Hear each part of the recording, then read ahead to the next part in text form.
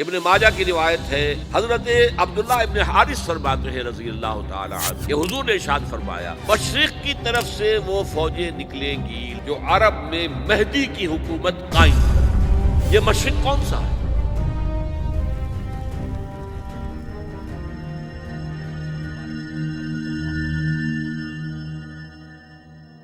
اب وہ نقطہ کون سا ہوگا، نقطہ آغاز کون سا ہوگا؟ اس میں پہلی بات تو میں نے کہا جو شک کرے گا اس کا پھر ایمان مشکوک ہے۔ ہوگا، لازماً ہوگا، گلوبل ہوگا، پوری دنیا میں ہوگا۔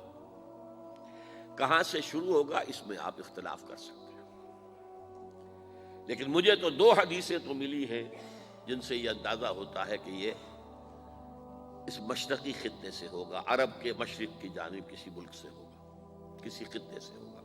وہ حدیثیں بھی اب آپ پڑھ لیجیے پہلے، پھر میں کہہ رہا ہوں یہ خزانہ ہے جو ہم نے آپ کی خدمت میں پیش کیا ہے، کاش کہ آپ اس کی قدر کر سکیں، یہ حدیثیں آپ کو ازبر ہو جائیں، یاد ہو جائیں، لوح قلب پر نقش ہو جائیں۔ ہندوستان اور خراسان یعنی موجودہ افغانستان کا ذکر۔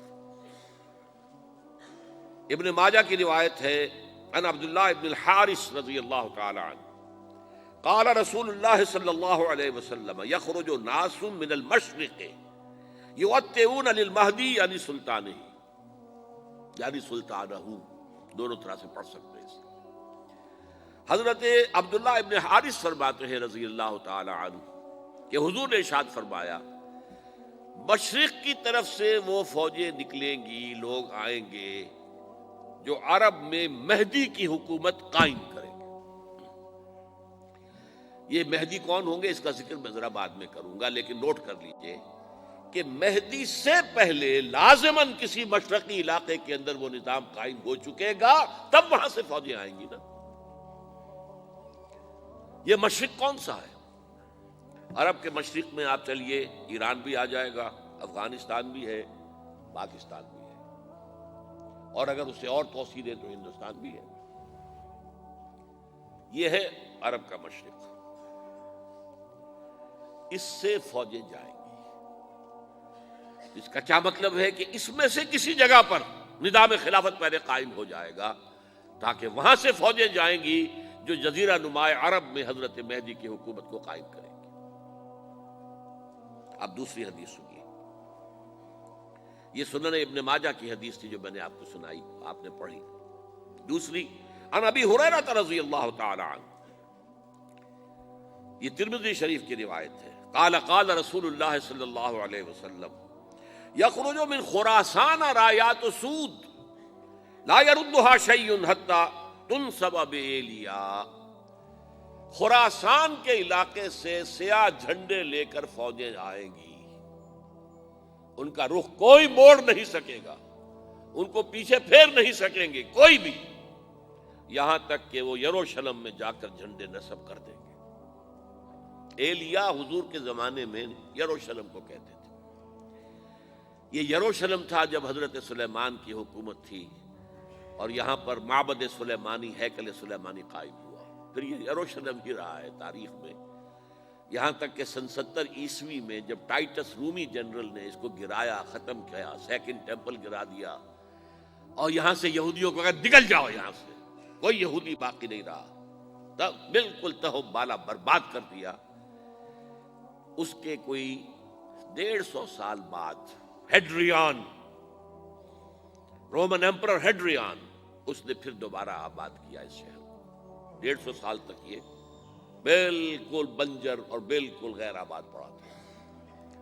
اب ہیڈریان نے جب آباد کیا تو اس کا نام ایلیا رکھا، اب یروشلم نام نہیں تھا، تو حضور کے زمانے میں پھر اس کا نام ایلیا تھا۔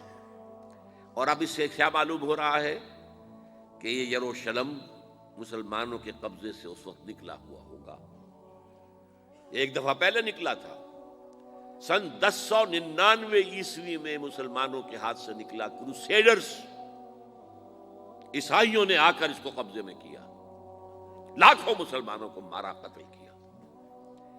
اس کو 1187 عیسوی میں واپس لیا ہے۔ کس نے لیا ہے؟ صلاح الدین ایوبی کرد، عرب کھوکھلے ہو چکے تھے، عربوں نے کھویا، واپس نہیں لے سکے، بہت حکومت کر چکے تھے، 400-500 برس کی حکومت کر کے، اور ان کے عیش اور ان کے آرام، اب ان میں جان نہیں تھی کہ وہ واپس لے سکے۔ واپس لینے والا گرم کرد خون تھا، صلاح الدین ایوبی۔ تو گویا کہ اب آپ سمجھئے کہ 88 برس تک عیسائیوں کا قبضہ رہا یروشلم پر۔ اب 1967 میں یہودیوں نے قبضہ کیا ہے، اور اب 38 برس تو ہو گئے، 88 نہیں تو 38 برس تو ہو گئے، لیکن وہ دور آئے گا کہ اب پھر لیں گے، لینے والے عرب بھی نہیں ہوں گے، خراسان کے علاقے سے فوجیں آئیں گی۔ یہ خراسان کیا تھا؟ ایلیا تو میں نے آپ کو بتا دیا، یروشلم کا نام ہے۔ خراسان اس زمانے میں ایک بہت بڑے ملک کو کہتے تھے، کچھ حصہ پاکستان کا بھی اس میں شامل ہے، کچھ حصہ ایران کا بھی ہے، ایران کے اس حصے کو اب بھی خراسان کہتے ہیں، وہ ایک صوبہ ہے، خراسان ایک صوبہ ہے ایران کا چھوٹا سا۔